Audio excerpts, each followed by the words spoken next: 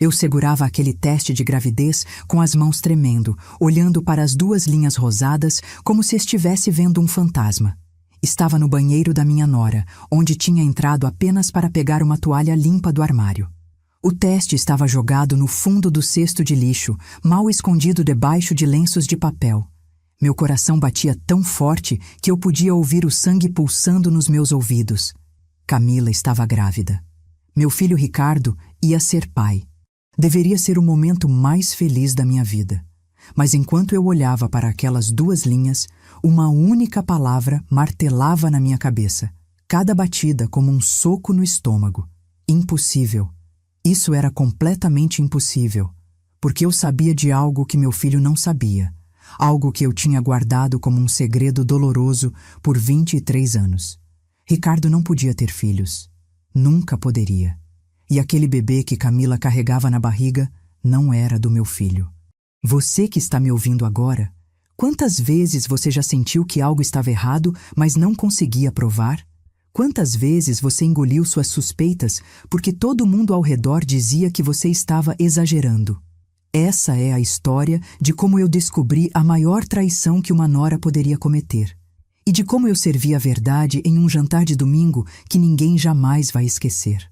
Se você gosta de histórias de justiça, de mães que protegem seus filhos e de verdades que precisam ser ditas, deixa seu like agora, se inscreve no canal e ativa o sininho, porque essa história vai te deixar sem fôlego do começo ao fim. Vamos começar do início. Meu nome é Helena.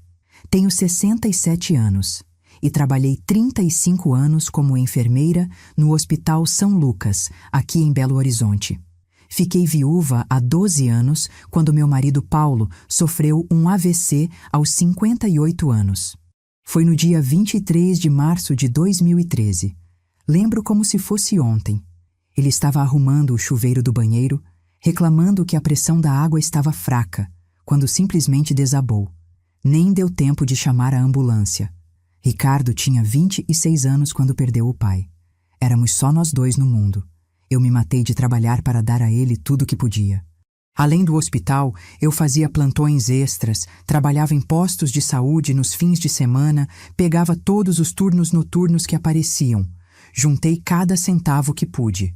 Paguei a faculdade de engenharia dele inteira. Foram 140 mil reais em 5 anos de mensalidades.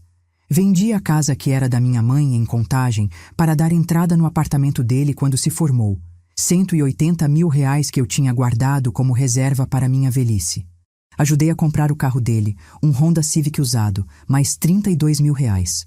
Paguei metade do casamento, 28 mil reais. Nunca me arrependi de um centavo. Ricardo era meu filho, meu único filho, e eu daria tudo por ele. Mas tem uma coisa que eu fiz por Ricardo que ele nunca soube.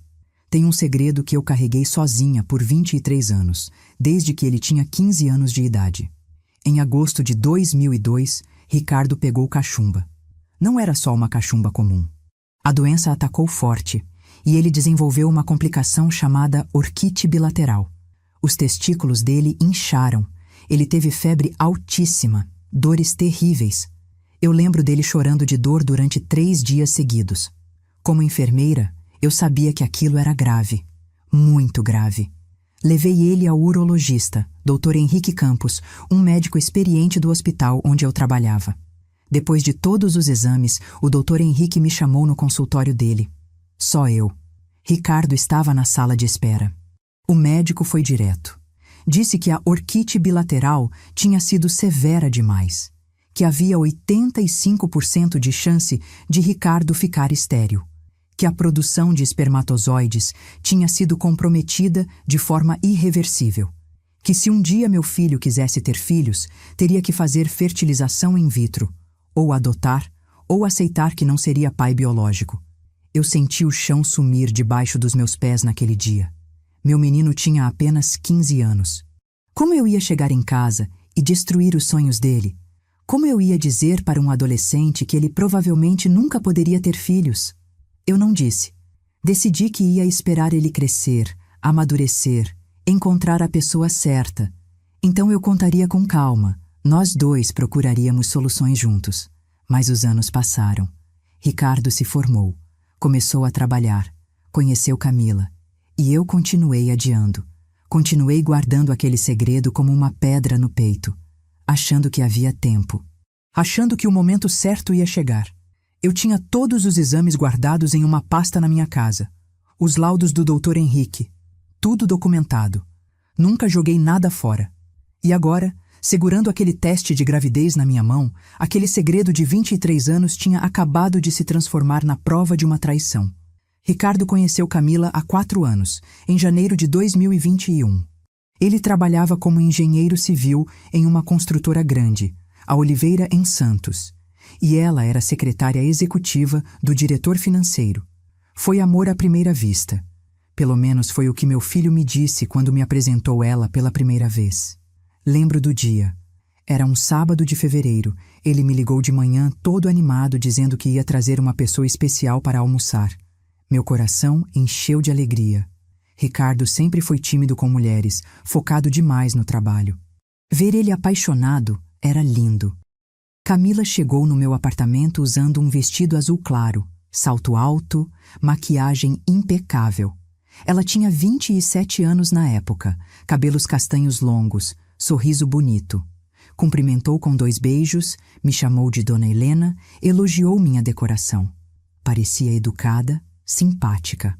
Durante o almoço, ela falou sobre a família dela. Disse que os pais moravam em Ribeirão das Neves, que tinha 2 irmãos mais novos, que tinha se formado em administração há 3 anos. Fez todas as perguntas certas. Riu das minhas piadas, ajudou a lavar a louça. Eu queria gostar dela. Eu realmente queria. Mas tinha algo nos olhos dela que me incomodava. Algo que eu não conseguia nomear. Era como se ela estivesse representando, sabe? Como se cada gesto fosse calculado demais. Mas eu afastei essa sensação. Pensei que era só impressão minha, que eu estava sendo uma mãe super protetora. Ricardo estava feliz. Ele sorria mais, falava dela o tempo todo, fazia planos. Eles começaram a namorar sério. Em 6 meses estavam morando juntos. Em 1 ano e meio, Ricardo me chamou para tomar café e disse que ia pedir ela em casamento. Meu filho estava radiante. Como eu ia jogar água fria naquilo? Como eu ia dizer que tinha um pressentimento ruim sobre aquela mulher? Eu não podia. Então eu sorri, abracei meu filho, disse que estava feliz por ele. E estava, de verdade. Só queria que ele fosse feliz. O casamento foi em outubro de 2022. Uma cerimônia bonita no Ville Jardim, 120 convidados, decoração branca com flores naturais. Eu paguei metade de tudo, R$ 28 mil. A família dela pagou a outra metade. Durante a festa, a mãe de Camila, Dona Marlene, veio conversar comigo. Ela era uma mulher simpática, uns 60 anos, bem arrumada. Ficamos conversando sobre os filhos, sobre como eles tinham sorte de terem se encontrado. Mas no meio da conversa, ela soltou uma frase que ficou ecoando na minha cabeça. Ela disse assim, segurando minha mão: "Ainda bem que minha Camila achou um homem de verdade, trabalhador, que pode dar uma vida boa para ela. Ela já sofreu demais com um namorado vagabundo no passado." Eu sorri e concordei, mas aquela frase tinha algo de estranho. A maneira como ela falou, homem de verdade, e pode dar uma vida boa, soou tão interesseira. Como se o que importasse fosse o dinheiro que Ricardo ganhava, o apartamento que ele tinha, a estabilidade. Não o amor. Não quem ele era como pessoa. Mas, de novo, eu afastei o pensamento. Disse para mim mesma que estava procurando pelo em ovo, que toda mãe fica com ciúmes da nora. Prendi a língua. Dancei na festa. Abracei os noivos. Desejei felicidades. Nos primeiros meses de casamento, tudo parecia normal. Camila e Ricardo moravam no apartamento dele, 2 quartos no bairro Burites, que eu tinha ajudado a comprar. Eu ia visitá-los todo domingo para almoçar. Camila cozinhava. Eu levava sobremesa, conversávamos. Ela continuava simpática comigo. Mas eu comecei a notar pequenas coisas. Pequenas coisas que sozinhas não significavam nada, mas juntas formavam um padrão. Por exemplo, quando Ricardo falava sobre trabalho, sobre projetos que ele estava tocando, Camila olhava para o celular. Ela não prestava atenção. Só fazia com a cabeça, mas os olhos estavam na tela.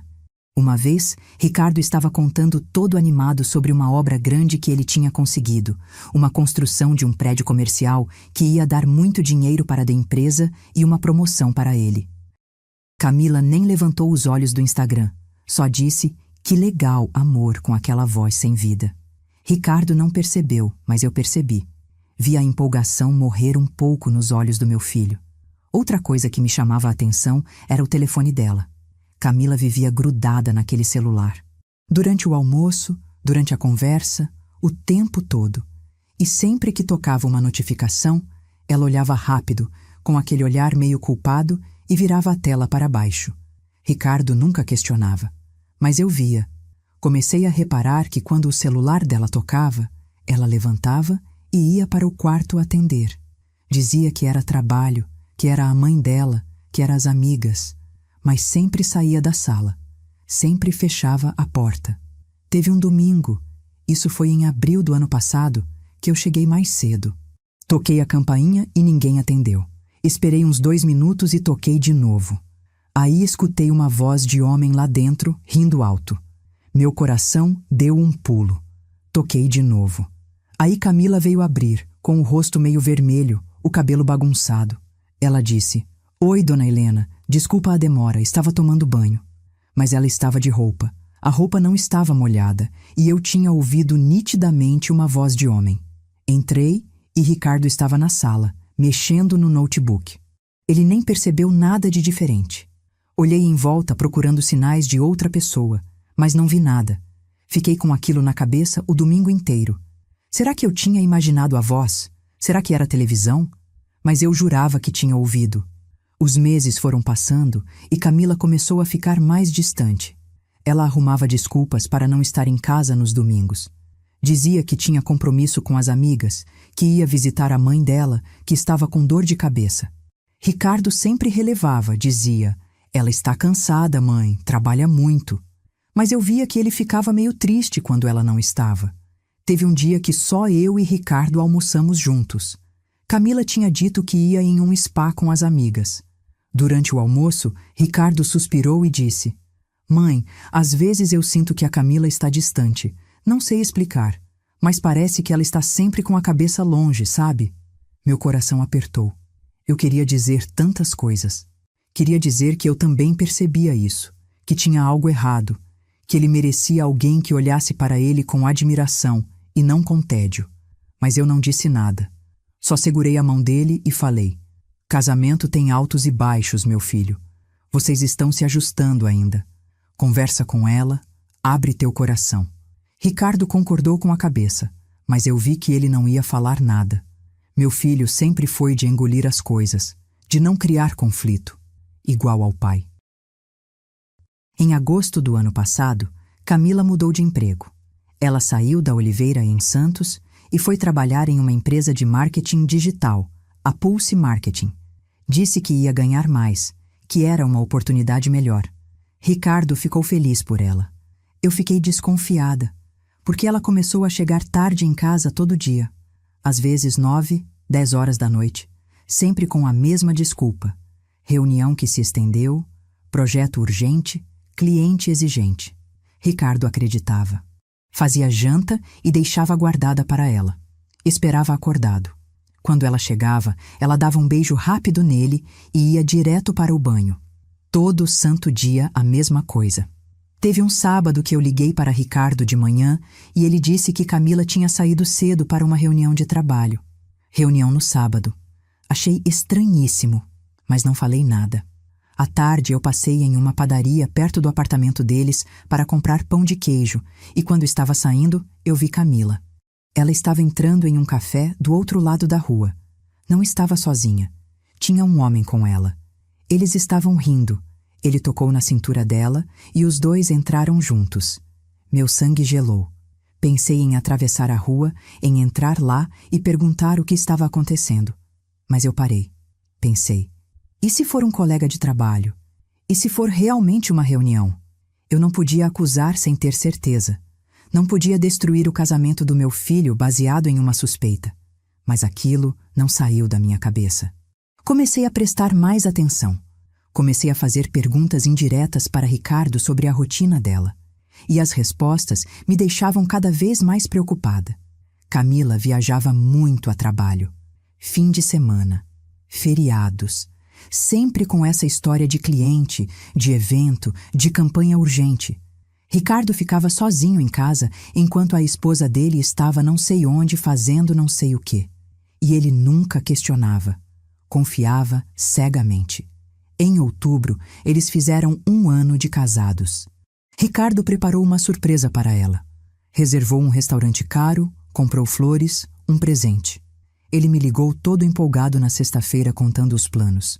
Disse que ia pedir para saírem mais cedo do trabalho na segunda-feira, que ia levar ela para jantar, que queria reconquistar a esposa. Meu coração se encheu de pena. Na segunda-feira à noite, ele me ligou. A voz estava arrasada. Camila tinha dito que não podia, que tinha uma reunião importantíssima que não dava para desmarcar. Disse que compensava no fim de semana. Ricardo jantou sozinho naquele restaurante. Guardou as flores murchas em casa. Não houve compensação no fim de semana. Camila viajou para São Paulo na sexta e voltou só no domingo à noite. Foi nessa época que eu comecei a rezar para estar errada. Comecei a pedir para Deus me mostrar que eu estava enxergando coisas que não existiam, que era tudo paranoia minha. Mas cada dia que passava, mais sinais apareciam. Camila emagrecia, estava mais bonita, usando roupas mais justas, mais maquiagem. Comprou lingerie cara. Eu vi as sacolas da loja no quarto deles uma vez quando fui buscar um casaco. Lingerie francesa, daquelas de 500, 600 reais a peça. Para usar com quem? Ricardo chegava em casa cansado todo dia às 7 da noite e ela chegava às 10. Quando estavam juntos, ela mal olhava para ele. No Natal, a família inteira se reuniu lá em casa. Eu fiz ceia para 12 pessoas. Chamei minha irmã, meus sobrinhos, os pais de Camila, os irmãos dela. Foi uma noite bonita, mas durante a ceia eu reparei uma coisa. Camila estava no celular de novo e ela estava sorrindo. Um sorriso que eu nunca tinha visto ela dar para o Ricardo. Um sorriso apaixonado. Os dedos dela digitavam rápido, ela mordia o lábio, ria sozinha. Eu olhei para o Ricardo do outro lado da mesa, conversando com o cunhado sobre futebol. Ele não via nada. Não percebia que a mulher dele estava ali, no meio da ceia de Natal, trocando mensagens com alguém que a fazia sorrir daquele jeito. Eu levantei e fui até a cozinha. Precisava respirar. Sentia a raiva subindo. Vontade de arrancar aquele telefone da mão dela e ler cada mensagem. Mas eu me segurei. Não era o momento. Não era o lugar. Voltei para a mesa, comi meu peru sem sentir o gosto e passei o resto da noite observando. Observando cada movimento dela, cada olhar, cada vez que ela checava aquele maldito celular. Depois do Ano Novo, em janeiro desse ano, Ricardo me chamou para conversar. Fomos tomar café em uma padaria perto do hospital onde eu trabalhava. Ele estava diferente. Mais magro, com olheiras, a expressão cansada. Pediu um café e ficou mexendo na xícara sem beber. Eu esperei ele falar. Finalmente, ele soltou. Mãe, eu acho que a Camila está infeliz comigo. Ela não me toca mais. A gente não tem intimidade há quase 4 meses. Toda vez que eu tento me aproximar, ela diz que está cansada, que está estressada com o trabalho. Eu não sei mais o que fazer. 4 meses sem intimidade. Meu filho estava sofrendo e eu não podia dizer nada. Porque se eu soltasse minhas suspeitas ali, sem provas, ia parecer que eu estava querendo separar o casal. Que eu era a sogra intrometida. Ricardo ia ficar na defensiva, ia proteger a esposa. Então eu respirei fundo e disse: Filho, vocês já pensaram em fazer terapia de casal? Às vezes um profissional ajuda a abrir os canais de comunicação. Ele disse que já tinha sugerido, que Camila tinha dito que não precisava, que era frescura. Eu segurei a língua, forcei um sorriso, disse que as coisas iam melhorar. Mas por dentro, eu estava fervendo. Foi em fevereiro que tudo começou a mudar. Ricardo me ligou em um sábado de manhã e disse: Mãe, a Camila está estranha. Ela está enjoada toda manhã. Vomitou 2 vezes essa semana. Está com sono o tempo todo. Será que ela está doente? Estou preocupado. Meu coração disparou. Enjoo matinal. Vômitos. Sono.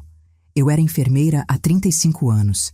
Eu sabia exatamente o que era aquilo, mas eu precisava ter certeza. Eu disse: "Filho, isso pode ser várias coisas. Leva ela no médico para fazer um check-up completo."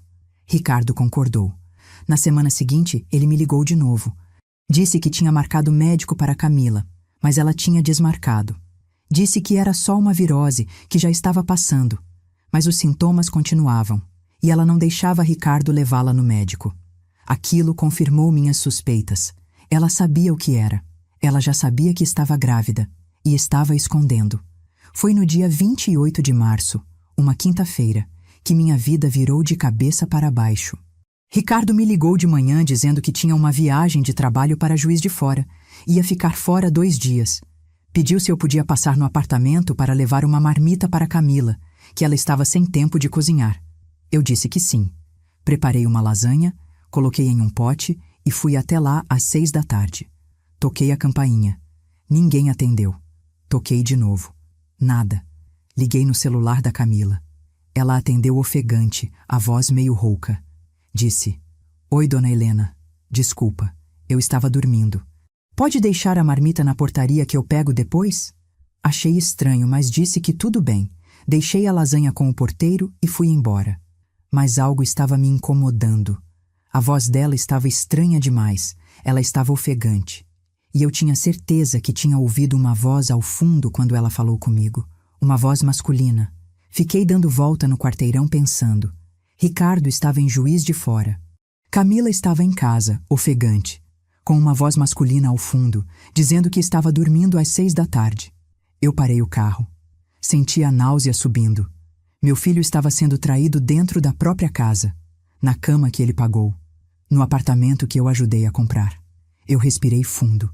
Peguei o celular e liguei para o porteiro. Seu Geraldo me conhecia. Eu ia lá todo domingo há 2 anos. Perguntei se ele tinha visto alguém subir para o apartamento 312 hoje. Ele hesitou. Eu disse: "Seu Geraldo, por favor, eu sou a mãe do Ricardo. Eu preciso saber a verdade." Ele suspirou e disse baixinho: "Dona Helena, tem um rapaz que sobe lá direto quando o Dr. Ricardo não está. Umas 3, 4 vezes por semana. Ele chega sempre por volta das 3 da tarde e sai umas 8, 9 da noite.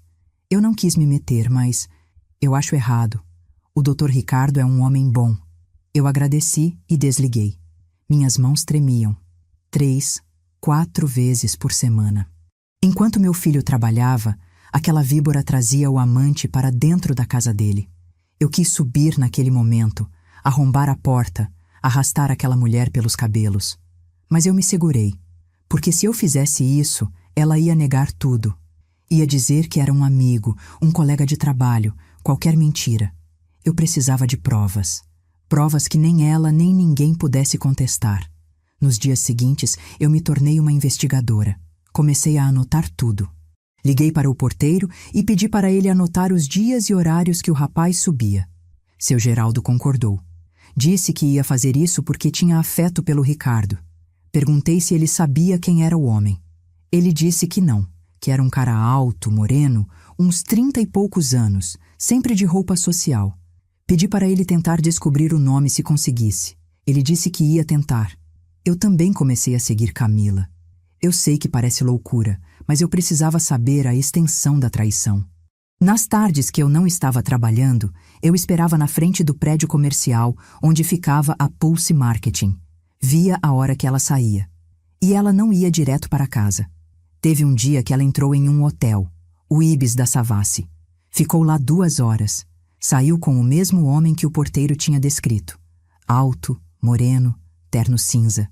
Eles se beijaram na porta do hotel antes de se separarem. Um beijo longo, as mãos dele na cintura dela. Eu tirei foto. Minha mão tremia tanto que a foto saiu meio tremida, mas dava para ver os dois claramente. No domingo seguinte, dia 14 de abril, eu fui almoçar lá como sempre. Camila estava diferente, mais animada, fazendo piadas, sorrindo. Ricardo estava feliz achando que ela estava melhor. Durante o almoço, ela comeu pouco. Disse que o estômago estava sensível. Ricardo ficou preocupado de novo, insistiu para ela ir no médico. Ela mudou de assunto rapidamente. Começou a falar sobre uma viagem que ela queria fazer. Disse que uma amiga tinha chamado ela para ir para Búzios no feriado de Tiradentes.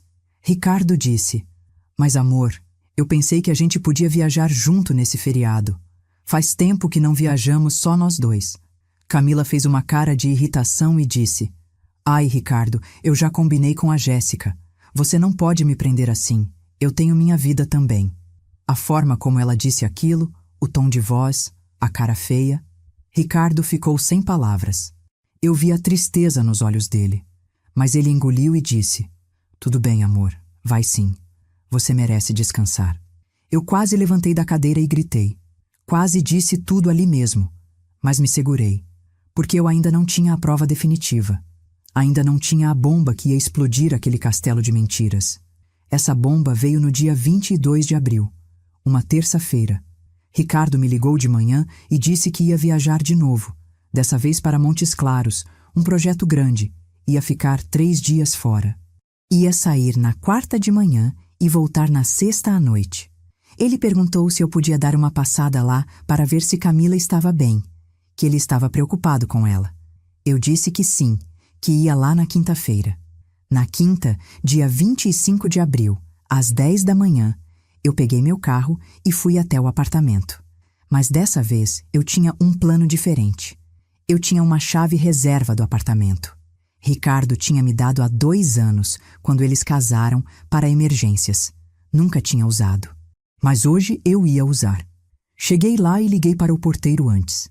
Seu Geraldo disse que o rapaz tinha subido às 9 da manhã, que ainda estava lá. Meu sangue ferveu. Eu esperei no carro. Às 11h30 vi o homem sair. Alto, moreno, bonito, bem vestido. Entrou em um Audi preto e foi embora. Eu anotei a placa. Esperei mais 15 minutos. Aí eu subi. Meu coração batia tão forte que eu achava que ia infartar. Coloquei a chave na fechadura e abri a porta devagar. A sala estava vazia. Escutei o chuveiro ligado. Camila estava no banho. Andei pela sala. Tudo estava normal. Mas quando passei pela cozinha, vi 2 xícaras de café na pia. Uma com batom, outra sem. Senti a bile subir na garganta. Olhei em volta. E foi aí que eu vi. No sofá, jogada em cima da almofada, a blusa de Camila. No chão, uma calça jeans masculina. E em cima da mesinha de centro, uma caixa de preservativo aberta. Eles tinham feito sexo no sofá da sala. No sofá onde Ricardo sentava todo dia quando chegava cansado do trabalho. Eu tremi de raiva, de nojo, de uma dor tão profunda que doía fisicamente. Ouvi o chuveiro desligar. Eu precisava sair dali antes que ela me visse, porque se ela me visse, ia saber que eu sabia. E eu não podia deixar ela se preparar. Não podia dar tempo dela inventar uma história. Saí do apartamento em silêncio, fechei a porta e fui embora. Mas antes de ir para casa, eu precisava de mais uma coisa: a prova definitiva. Porque eu sabia que Camila estava grávida. Os sintomas eram claros demais. E se ela estava grávida, e eu sabia que meu filho não podia ter filhos, eu tinha a maior prova da traição que poderia existir. Então eu fiz uma coisa que eu nunca imaginei que faria. Esperei no estacionamento. Esperei quase 2 horas. Às 2 da tarde, Camila saiu do prédio. Ela estava de calça legging e blusa, indo para a academia provavelmente. Assim que ela entrou no carro e foi embora, eu subi de novo. Usei a chave reserva mais uma vez. Entrei direto no banheiro. Abri o armário embaixo da pia, vasculhei. Nada. Abri o cesto de lixo. Vasculhei debaixo dos lenços de papel, das embalagens de cosméticos, e lá estava, no fundo do cesto, um teste de gravidez. 2 linhas rosadas, bem marcadas. Positivo.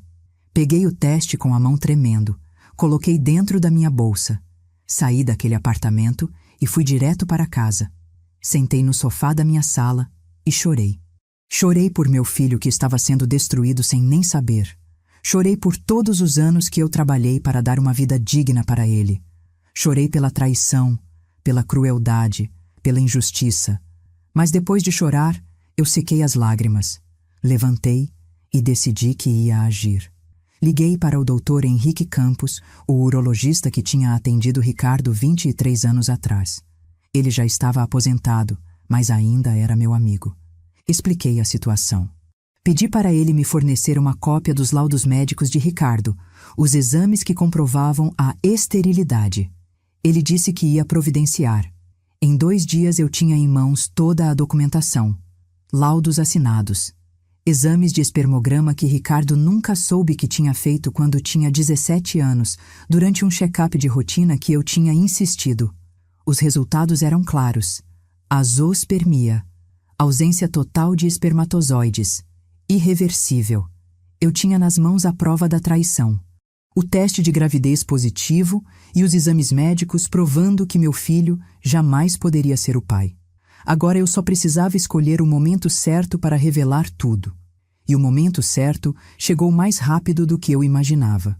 No dia 2 de maio, Ricardo me ligou todo feliz. Disse: "Mãe, a Camila está grávida. Ela acabou de me contar. Eu vou ser pai. A senhora vai ser avó." A voz dele estava transbordando alegria. Ele chorava de felicidade do outro lado da linha. E cada lágrima dele era uma facada no meu coração. Porque eu sabia a verdade. Sabia que aquela felicidade toda ia se transformar na maior dor da vida dele. Mas eu não podia contar por telefone. Não podia destruir meu filho daquele jeito. Então eu respirei fundo e disse: "Que maravilha, filho! Estou tão feliz. Vamos comemorar." Ele disse: "Vou fazer um jantar especial no domingo, mãe. Vou chamar a Marlene e o Antônio também, os pais da Camila. Vai ser uma comemoração em família. Domingo. Dia 5 de maio. O jantar em família. Aquele seria o momento. O momento em que eu ia servir a verdade junto com a comida. Os dias até domingo foram os mais longos da minha vida. Eu mal conseguia dormir. Ficava acordada de madrugada olhando para o teto, ensaiando o que ia dizer, como ia dizer. Pensava em Ricardo, na cara dele quando descobrisse, na dor que ele ia sentir. Várias vezes peguei o telefone para ligar, para contar tudo antes, para poupar ele da humilhação pública. Mas algo me segurava, porque Camila merecia ser desmascarada na frente de todo mundo. Merecia sentir a vergonha de ter suas mentiras expostas diante dos pais dela, diante do marido, diante de mim. Ela tinha feito sexo com outro homem no sofá da sala. Tinha trazido o amante para dentro da casa do meu filho dezenas de vezes. Tinha engravidado de outro e estava fazendo meu filho acreditar que aquele bebê era dele. Não, ela não merecia piedade. Merecia justiça. Na sexta-feira, fui até um cartório e autentiquei cópias de todos os documentos. Os laudos médicos do Dr. Henrique, os exames de Ricardo, tudo com firma reconhecida, tudo oficial.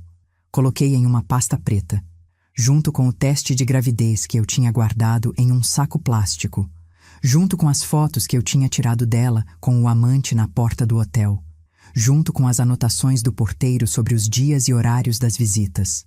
Eu tinha construído um processo completo. Evidências que nem o melhor advogado do mundo conseguiria contestar. No sábado, liguei para Ricardo. Perguntei o que ele queria que eu levasse no jantar de domingo. Ele disse que não precisava de nada, que ele ia preparar tudo. Estava tão animado. Disse que ia fazer um assado especial, que tinha comprado vinho, que ia ser uma noite inesquecível. Ele não fazia ideia de quão inesquecível aquela noite realmente seria. Eu disse que ia levar uma torta de sobremesa. E ia levar. Junto com a verdade que ia acabar com tudo. Domingo chegou. 5 de maio de 2024. Acordei às 6 da manhã. Fui na missa das 7. Rezei. Pedi força. Pedi sabedoria. Pedi para Deus me dar coragem para fazer o que era certo, mesmo que fosse a coisa mais difícil que eu já tinha feito na vida. Saí da igreja com o coração mais tranquilo. Voltei para casa, fiz uma torta de limão, tomei banho, me arrumei. Coloquei um vestido azul marinho, sapato fechado, brincos pequenos. Nada chamativo. Eu não queria parecer que estava indo para a guerra, mas eu estava. Peguei a pasta preta com todos os documentos. Guardei dentro de uma sacola discreta junto com a torta. E fui. Cheguei no apartamento de Ricardo às 6 da tarde, em ponto. Toquei a campainha. Meu filho abriu a porta com um sorriso enorme no rosto. Ele me abraçou apertado e disse no meu ouvido: "Obrigado por tudo, mãe. Por ter me criado sozinha, por ter me dado tudo. Agora eu vou poder retribuir. Vou ser um pai presente, vou dar para o meu filho tudo que o Senhor me deu e mais." Eu abracei meu filho e senti as lágrimas queimando nos olhos, mas não deixei cair. Ainda não. Eu disse: "Você vai ser um pai maravilhoso, meu amor." E era verdade. Ele seria. Só não seria pai daquele bebê. Entrei no apartamento. Camila estava na cozinha, arrumando a mesa. Ela usava um vestido rodado vermelho, o cabelo solto, maquiagem caprichada. Quando me viu, veio me cumprimentar. 2 beijos no rosto. Sorriso perfeito. Disse: "Oi, dona Helena. Que alegria a senhora estar aqui. Finalmente vou dar um neto para a senhora." A forma como ela falou, tão natural, tão convincente. Se eu não soubesse a verdade, eu teria acreditado. Mas eu sabia, e olhei bem nos olhos dela quando respondi: "Que bênção, Camila. Mal posso esperar para conhecer esse bebê." Vi ela sorrir, toda orgulhosa. Ela não fazia ideia do que estava por vir. Às 6h30, os pais dela chegaram, Dona Marlene e seu Antônio. Ela com um vestido florido, ele de calça social e camisa. Vieram animados, trazendo champanhe e flores. Dona Marlene me abraçou e disse: "Que felicidade, Helena! Nossas famílias vão ficar ainda mais unidas agora." Seu Antônio cumprimentou Ricardo com tapas nas costas, dizendo: "Parabéns, rapaz! Você é homem mesmo! Já botou um neto no forno logo de cara." Eu forcei um sorriso. Ricardo riu sem graça. Camila pareceu gostar do comentário. Sentamos todos à mesa. Ricardo tinha preparado tudo com tanto carinho. Aperitivos na entrada, torradinhas com patê, queijos, azeitonas. A mesa estava linda, com uma toalha branca, taças de cristal, guardanapos de tecido dobrados. No centro, um arranjo de flores amarelas. Ricardo trouxe o assado do forno, um pernil com batatas assadas que cheirava maravilhosamente bem. Camila trouxe uma salada. Todos sentaram.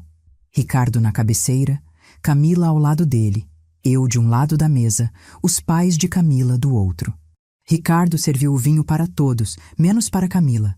Ele colocou suco de uva na taça dela e disse: "Agora você precisa cuidar da saúde, amor. Nada de álcool." Camila sorriu e segurou a mão dele em cima da mesa. Aquilo me deu náusea. Ver ela tocando meu filho com a mesma mão que tocava o amante. Seu Antônio levantou a taça e disse: "Um brinde ao meu genro maravilhoso, à minha filha linda e ao netinho que vem aí." Todos levantaram as taças. Eu levantei também, mas não bebi. Só encostei a taça nos lábios. Começamos a comer. A conversa fluía. Dona Marlene perguntava sobre a gravidez, quantas semanas, se Camila já tinha enjoo, se já sabiam o sexo. Camila respondia que estava com umas 6 semanas, que tinha muito enjoo de manhã, que ainda era cedo para saber o sexo, mas ela achava que era menino. Ricardo ouvia tudo sorrindo, passando a mão nas costas dela de vez em quando. Seu Antônio falava sobre nomes, sugeria nomes de família. Dizia que se fosse homem tinha que chamar Antônio Júnior. Ricardo ria e dizia que iam pensar com calma. Eu comia em silêncio. Esperava o momento certo. A pasta preta estava na minha bolsa, encostada na parede perto da porta. Eu só precisava esperar a hora perfeita. E essa hora chegou quando Dona Marlene disse: "Sabe, Ricardo, você e a Camila vão ser pais maravilhosos. Vocês têm tudo para dar uma vida boa para essa criança. Você com seu emprego estável, a Camila com o jeito carinhoso dela. Esse bebê é uma bênção de Deus." Foi nesse momento que eu coloquei o garfo no prato. O barulho chamou atenção. Todos olharam para mim. Eu respirei fundo. Olhei para Ricardo, depois para Camila, depois para Dona Marlene e seu Antônio. E disse com a voz mais calma que consegui: "Uma bênção de Deus mesmo. Mas antes de continuarmos essa comemoração, eu preciso esclarecer uma coisa. Preciso que todos aqui saibam a verdade sobre esse bebê." O silêncio caiu na mesa como uma pedra. Ricardo franziu a testa e disse: "Mãe, o que a senhora quer dizer?" Camila ficou pálida, completamente pálida. Ela sabia. Naquele exato segundo, ela soube que eu sabia. Vi o pânico nos olhos dela, mas eu não dei tempo dela pensar em uma saída. Levantei da cadeira, fui até minha bolsa, peguei a pasta preta e voltei para a mesa. Coloquei a pasta em cima da toalha branca, bem no centro, ao lado do arranjo de flores. Ricardo disse: "Mãe, o que é isso?" Eu olhei para o meu filho e senti meu coração se partir. Mas eu precisava fazer isso. Precisava protegê-lo. Mesmo que doesse. Eu disse: "Ricardo, meu amor, tem uma coisa que eu nunca te contei. Uma coisa que eu guardei por 23 anos porque eu não sabia como te dizer. Mas agora eu preciso te contar." Abri a pasta e tirei os primeiros documentos. Os laudos médicos. Coloquei na frente dele. Quando você tinha 15 anos, você teve cachumba com uma complicação grave. Orquite bilateral. Você lembra? Ricardo balançou a cabeça, confuso. Lembro que foi doloroso, mas passou. Eu continuei. Você não sabe, mas eu te levei em um urologista especialista, Dr. Henrique Campos. Ele fez exames completos. E o resultado, meu filho? Minha voz começou a tremer. O resultado foi que a infecção comprometeu sua fertilidade de forma irreversível. Você ficou estéril, Ricardo. Esses documentos aqui comprovam. Laudos assinados, exames de espermograma. Você não pode ter filhos biológicos. O silêncio que se seguiu foi ensurdecedor. Ricardo pegou os documentos com as mãos tremendo. Lia, relia, não conseguia processar. Ele disse com a voz fraca: "Mãe, isso não pode ser verdade. Não pode. A Camila está grávida. Ela está grávida do meu filho." Eu senti as lágrimas escorrendo agora, mas continuei. "Ela está grávida sim, meu amor. Mas não é seu filho." E aí eu tirei o teste de gravidez de dentro do saco plástico e coloquei na mesa. Esse teste eu encontrei no banheiro de vocês no dia 25 de abril, antes mesmo dela te contar. Camila se levantou bruscamente da cadeira. A cadeira caiu para trás, fazendo um barulho alto. Ela gritou: "Você invadiu minha privacidade? Você vasculhou minhas coisas? Que tipo de pessoa faz isso?" Mas eu não desviei o olhar. Eu disse calmamente: "O tipo de pessoa que viu você entrar em um hotel com um homem. O tipo de pessoa que tem fotos suas beijando esse homem na porta do hotel. O tipo de pessoa que conversou com o porteiro desse prédio e descobriu que você traz um amante aqui 3, 4 vezes por semana quando meu filho está trabalhando." Coloquei as fotos na mesa, uma por uma. Camila na porta do hotel. Camila beijando o homem. Camila entrando no prédio com ele. Dona Marlene levou a mão à boca. Seu Antônio ficou vermelho de raiva. Mas não estava claro ainda se a raiva era da filha ou de mim. Ricardo olhava para as fotos como se não acreditasse no que via. Ele disse baixinho: "Camila, me diz que isso não é verdade. Me diz que tem uma explicação." Camila tentou. Ela tentou mentir até o fim. Disse com a voz chorosa: "Ricardo, amor, isso é tudo mentira. Sua mãe está inventando, ela nunca gostou de mim, ela quer nos separar. Esse homem das fotos é meu primo, é o Gabriel, ele veio me visitar, a gente só conversou, eu juro." Mas eu estava preparada para isso. Tirei a última folha da pasta. As anotações do porteiro, datas, horários, descrição física do homem, mais de 20 visitas registradas nos últimos 3 meses, sempre ficando horas, sempre nos dias em que Ricardo viajava ou trabalhava até tarde. Eu disse: "Seu primo te visita 20 vezes em 3 meses e fica 4, 5 horas toda vez? Seu primo beija sua boca na rua? Seu primo faz você comprar lingerie francesa de R$ 600? Camila empalideceu ainda mais. Ricardo me olhou e perguntou: "Como a senhora sabe da lingerie?" Eu respondi: "Porque eu vi as sacolas aqui no quarto de vocês. Porque eu vi as roupas dele jogadas no chão da sala no dia 25. Porque eu sei, meu filho, que ela trouxe esse homem para dentro da sua casa e fez sexo com ele no sofá onde você senta todo dia." Ricardo se levantou. As pernas dele pareciam não aguentar o peso do corpo. Ele apoiou as mãos na mesa e olhou para Camila. Os olhos dele estavam vermelhos, cheios de lágrimas que ele tentava segurar. Ele disse com a voz quebrada: "É verdade. Diz que não é verdade, Camila. Por favor." Camila chorava agora. Lágrimas de desespero, não de arrependimento. Ela sabia que estava encurralada. Não tinha mais para onde correr. Então, ela fez a única coisa que uma mentirosa faz quando não tem mais mentiras. Ela atacou. Ela gritou: "E daí? E daí se eu trair? Você acha que eu ia ficar com um homem que não consegue nem me satisfazer? Que passa o dia trabalhando e chega em casa cansado? Que não tem pegada, que não tem fogo? Eu sou jovem, Ricardo. Eu tenho necessidades. O Rafael me dá o que você nunca conseguiu dar." O nome saiu. Rafael. O amante tinha nome. E a forma como ela falou foi tão cruel, tão fria, que até Dona Marlene se levantou e gritou: "Camila, que vergonha! Como você ousa falar assim?" Mas Camila estava possuída agora. Continuou: "E sim, eu estou grávida dele. É filho do Rafael, não seu. Nunca foi seu. Eu ia fazer você criar esse filho achando que era seu, porque você tem dinheiro, tem apartamento, tem estabilidade. O Rafael não tem nada disso, mas ao menos ele é homem de verdade." Cada palavra era uma facada em Ricardo. Eu vi meu filho desmoronando, vi as pernas dele cederem. Ele sentou pesadamente na cadeira, colocou as mãos no rosto e começou a soluçar. Um choro profundo, de dor absoluta.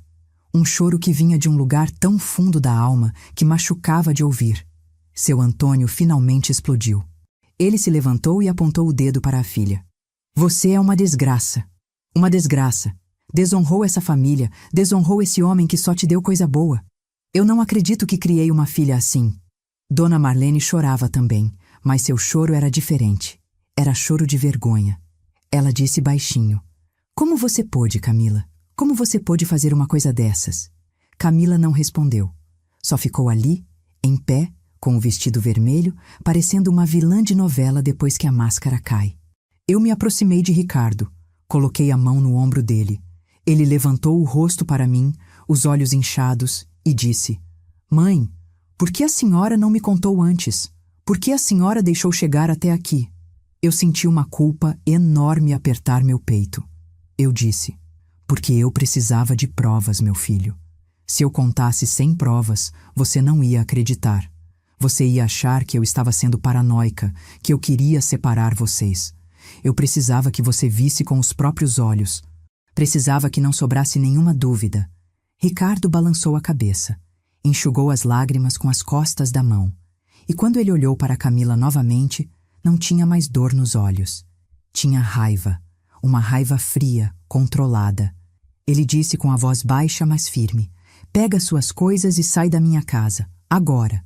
Camila tentou argumentar: "Ricardo, a gente pode conversar, pode..." Mas ele gritou pela primeira vez: "Sai da minha casa! Sai agora, antes que eu faça algo que vou me arrepender." Seu Antônio foi quem puxou a filha pelo braço. Disse: "Vem, Camila, você já fez estrago suficiente." Camila tentou se soltar. Gritou que o apartamento era dela também, que ela tinha direitos. Mas Ricardo disse gelado: "O apartamento está no meu nome, só no meu nome. Você não tem direito nenhum aqui. Vai ficar na casa dos seus pais até a gente resolver isso na justiça." Dona Marlene, envergonhada, disse para Ricardo: "Eu sinto muito, meu filho. Eu sinto muito de verdade. Eu não sabia de nada disso. Se eu soubesse, eu mesma teria vindo contar." Ricardo não respondeu. Só acenou com a cabeça. Camila foi para o quarto. Pegou algumas roupas, jogou em uma mala, voltou para a sala 5 minutos depois. Antes de sair, ela me olhou com ódio puro e disse: "Você destruiu minha vida, sua velha intrometida. Você não tinha o direito de se meter." Eu olhei bem nos olhos dela e respondi: "Eu tinha todo o direito de proteger meu filho de uma víbora que estava destruindo ele. E eu não destruí sua vida. Você mesma fez isso quando escolheu trair um homem bom por um amante que nem teve coragem de assumir você." Camila cuspiu no chão na minha direção. Seu Antônio gritou: "Camila!" e a puxou para fora do apartamento. A porta bateu.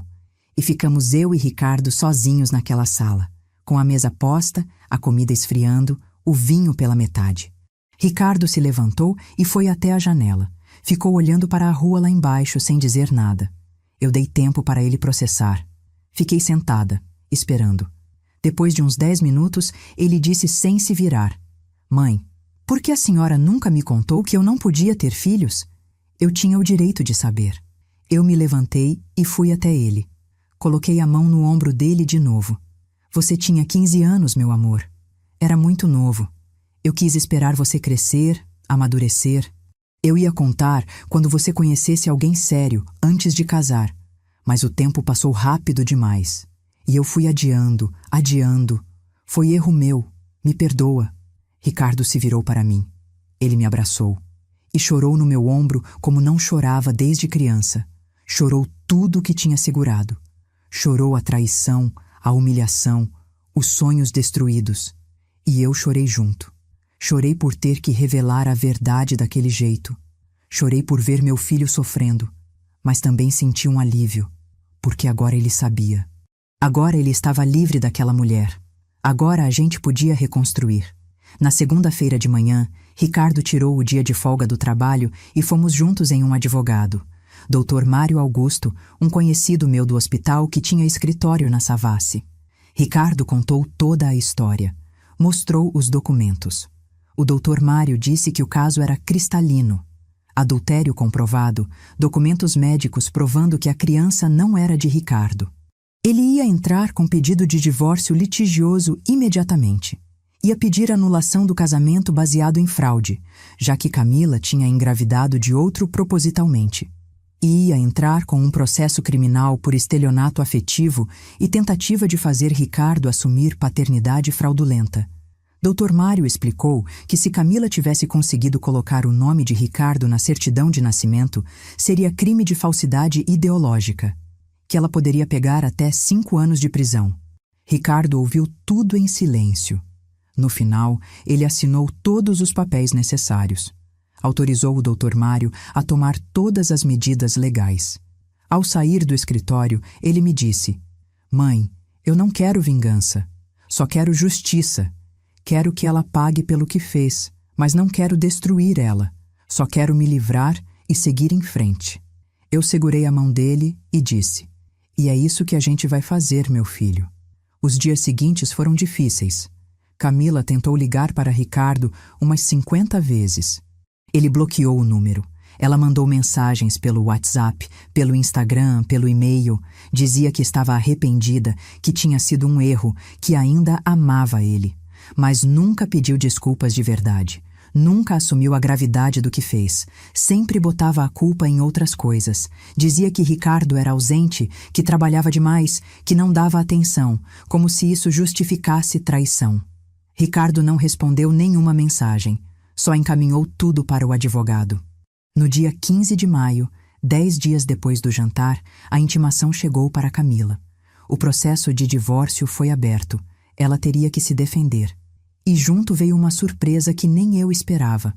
Dr. Mário tinha feito um trabalho investigativo. Tinha contratado um detetive particular que descobriu quem era o Rafael. Rafael Mendes, 34 anos. Personal trainer, casado, com 2 filhos. A esposa dele nem sabia que ele tinha uma amante grávida.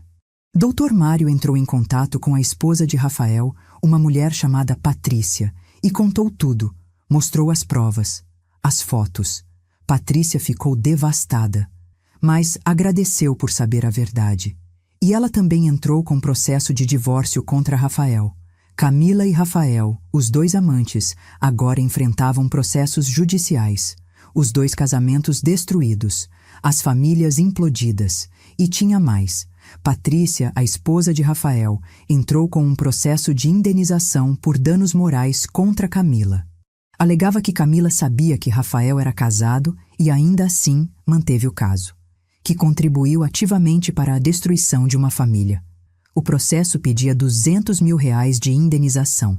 Quando Ricardo me contou isso, eu senti que a justiça estava sendo feita. Não por vingança, mas porque ações têm consequências. No dia 1º de junho, um mês depois do jantar, o processo criminal foi aberto contra Camila. A promotoria aceitou a denúncia de estelionato afetivo e falsidade ideológica tentada. Camila teria que responder criminalmente. Poderia pegar até 3 anos se condenada. O advogado dela tentou fazer um acordo. Ofereceu que ela confessasse tudo em juízo, pedisse desculpas públicas e abrisse mão de qualquer pensão ou divisão de bens. Em troca, Ricardo retiraria a queixa criminal. Dr. Mário me consultou. Eu disse que a decisão era de Ricardo. Ricardo pensou por 2 dias. No final, aceitou. Ele disse: eu não quero ela na cadeia. Só quero ela fora da minha vida para sempre. O acordo foi assinado no dia 20 de junho. Camila compareceu na audiência com a barriga já começando a aparecer. 6 meses de gravidez. Ela leu um texto que o advogado dela escreveu pedindo desculpas formais. Disse que traiu Ricardo, que mentiu, que o bebê não era dele. Disse que abria mão de qualquer pensão alimentícia ou divisão de bens adquiridos durante o casamento. O juiz homologou o acordo. O divórcio foi decretado. Ricardo saiu daquele fórum livre.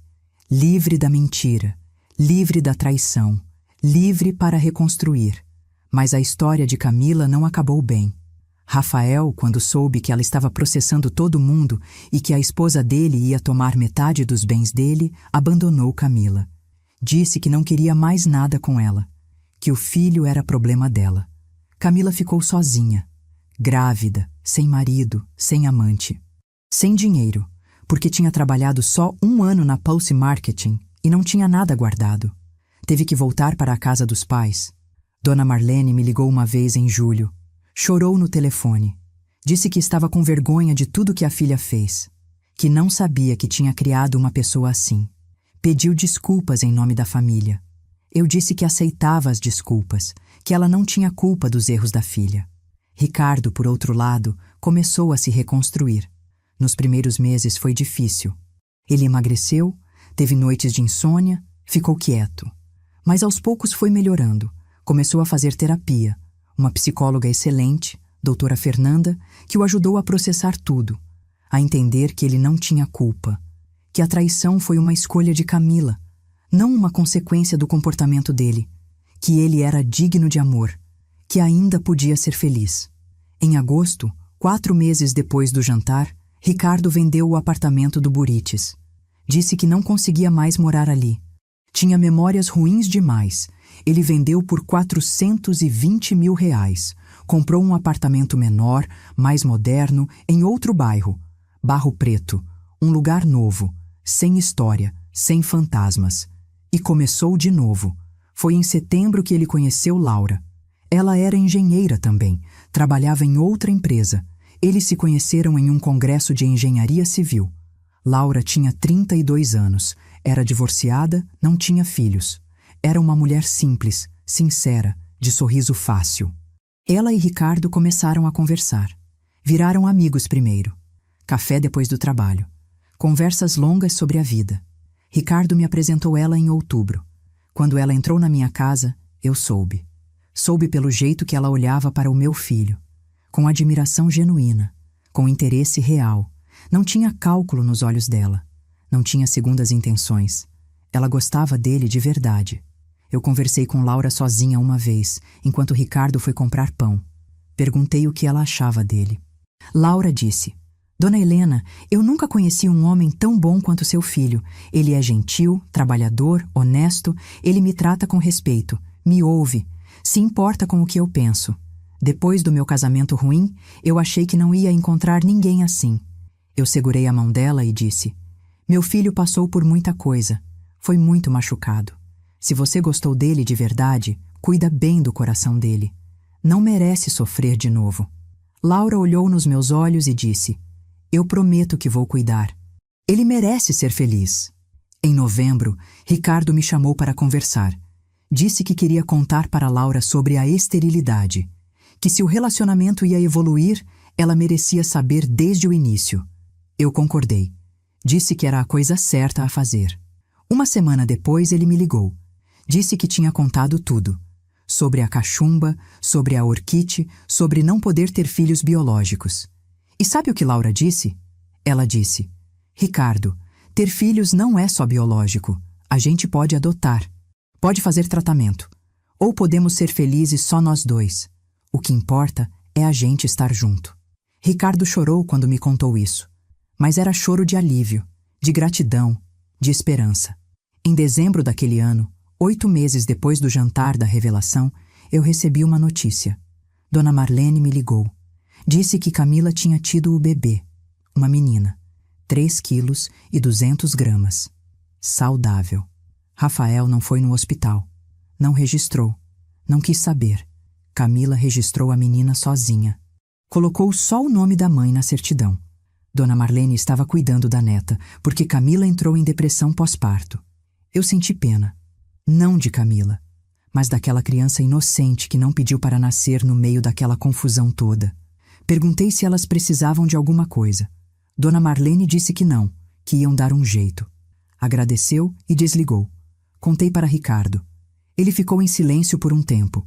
Depois disse: aquela criança não tem culpa de nada, mas não é minha responsabilidade. Eu desejo que ela cresça bem, que seja feliz, mas isso não tem nada a ver comigo. Eu concordei. Ricardo tinha todo o direito de seguir em frente. E era exatamente isso que ele estava fazendo. Em março de 2025, quase um ano depois do jantar, Ricardo me chamou para almoçar. Disse que tinha uma novidade. Quando cheguei no restaurante, Laura estava com ele e vi um brilho diferente no dedo dela. Um anel. Ricardo tinha pedido ela em casamento. Ela tinha dito sim. Eu abracei os dois e chorei de felicidade. Chorei porque meu filho tinha encontrado alguém de verdade. Alguém que merecia ele. Alguém que ia caminhar ao lado dele, não nas costas dele. O casamento foi em junho. Simples. Só família e amigos próximos. 50 pessoas. Em um sítio lindo na região de Nova Lima. Laura estava linda de vestido branco simples, Ricardo estava radiante. Quando eles trocaram as alianças, quando disseram sim, eu vi meu filho renascer completamente. Vi que o pesadelo tinha acabado, que a justiça tinha sido feita, que o amor verdadeiro tinha vencido. Hoje, em novembro de 2025, Ricardo e Laura estão felizes. Eles estão no processo de adoção. Já estão na fila há 4 meses. Vão ser pais em breve. Pais de verdade. Não por sangue, mas por amor. E eu vou ser avó. Avó de uma criança que vai ser amada, cuidada, valorizada. Tudo que aquela outra criança deveria ter sido se os pais dela tivessem feito escolhas melhores. Quanto a Camila, soube por terceiros que ela está trabalhando como recepcionista em uma clínica. Ganha pouco. Mora com os pais ainda. A filha tem 1 ano agora. Rafael nunca assumiu. Nunca pagou pensão. Camila entrou com processo, mas ele não tem renda fixa. Trabalha como personal trainer autônomo. Declara que ganha pouco. A justiça estabeleceu uma pensão de R$ 400 por mês. É o que ele paga quando paga. Camila colhe o que plantou. E eu não sinto pena. Porque essa história não é sobre vingança. É sobre verdade. É sobre proteger quem a gente ama. É sobre ter coragem de fazer o certo, mesmo quando é difícil.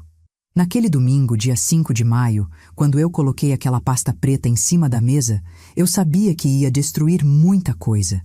Ia destruir um casamento, uma ilusão, uma mentira confortável. Mas eu também sabia que estava salvando meu filho. Estava impedindo que ele criasse um filho que não era dele. Estava livrando ele de anos de mentira. Estava dando a ele a chance de recomeçar com dignidade. Você que está me ouvindo, quantas vezes você já viu algo errado acontecendo e ficou calada? Quantas vezes você engoliu a verdade porque revelar ia ser difícil demais? Eu aprendi que mentira, por mais confortável que pareça, sempre acaba machucando mais no final. A verdade dói, mas a verdade liberta. E às vezes a maior prova de amor é ter coragem de servir a verdade, mesmo que seja amarga. Se você tem um filho, uma filha, alguém que você ama, proteja essa pessoa. Não com mentiras, não escondendo problemas, mas com verdade, com coragem, com justiça. Porque no final, é isso que fica. Não o dinheiro que você deu, não as coisas que você comprou, mas o amor verdadeiro, a proteção real, a justiça merecida. Eu servi a verdade naquele jantar de domingo. E hoje, vendo meu filho feliz, casado com uma mulher que o ama de verdade, prestes a ser pai por adoção, eu sei que fiz a coisa certa. A coisa mais difícil da minha vida, mas a coisa certa. Se essa história tocou seu coração, se você conhece alguém que precisa ouvir isso, compartilha. Deixa seu like. Se inscreve no canal. E me conta nos comentários. Você teria coragem de fazer o que eu fiz? De revelar uma verdade dolorosa para proteger quem você ama? Escreve aí embaixo sua cidade e seu estado.